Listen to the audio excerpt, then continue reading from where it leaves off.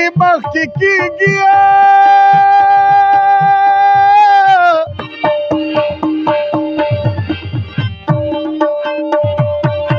ماته یادېږي مسافر به چرته وي الله ملرې شي لار ورکوي او جانان مې ړوند دی په دلیل ماله راځي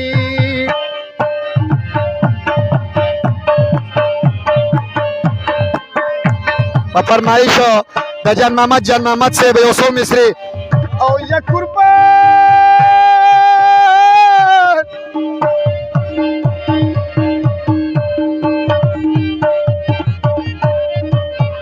د تور له خد غاړې له راشه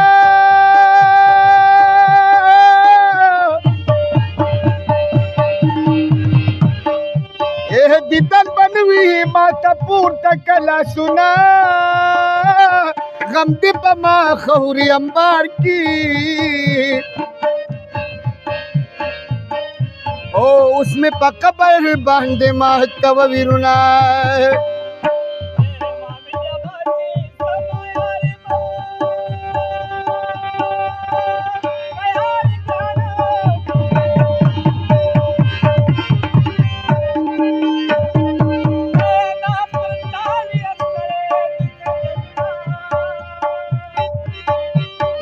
یاری می تا سره جوړیږي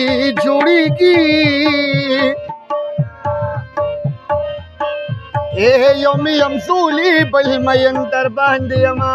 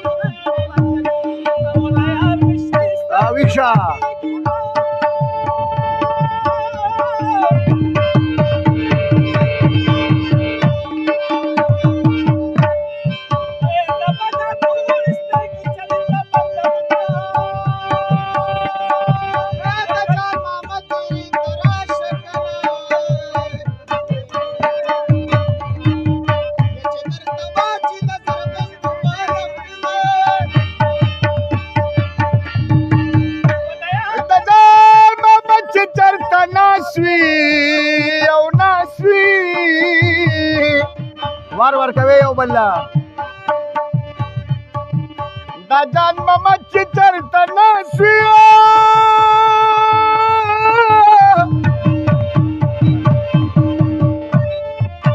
پاغه ځای دي بې اوبو شي ګلونه سترګې خو تا ورکړې خدایه هو روزي باندې یې په زرګر جوړ کړی دي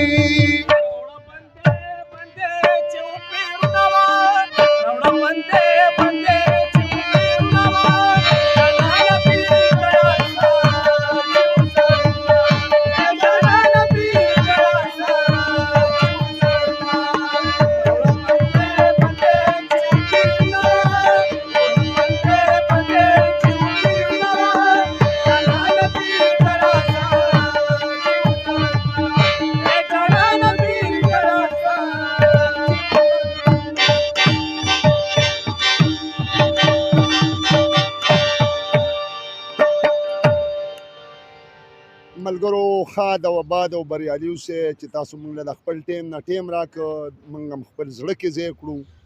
د سردریاب مازدیګر او د سردریاب په مازدیګر کې تاسو وکتل ګلوکاران هم واورېدل، مقابله وه د دریو کسانو. نو دا په تاسو باندې منحصره ده. په کمنټس کې ولیکئ چې د منځ کې سړي اواز خو که ګس لاسته خو که ښي لاسته خو او دغه د سردریاب لوکیشن دی. سردریاب درته ښایو، د سردریاب غاړه درته ښایو، کشتۍ درته ښایو. په دې پورې د خپل یو غزل را یاد شو، وایي پرون لیدې مې د خندا ډکه ولاړه د سردریاب د ګودر غاړه. اریان ولاړم د خشتو کډه ته لاړه د سردریاب د ګودر غاړه. د پېښور په روډ آباد دی ښکلی منظر د سردریاب دی.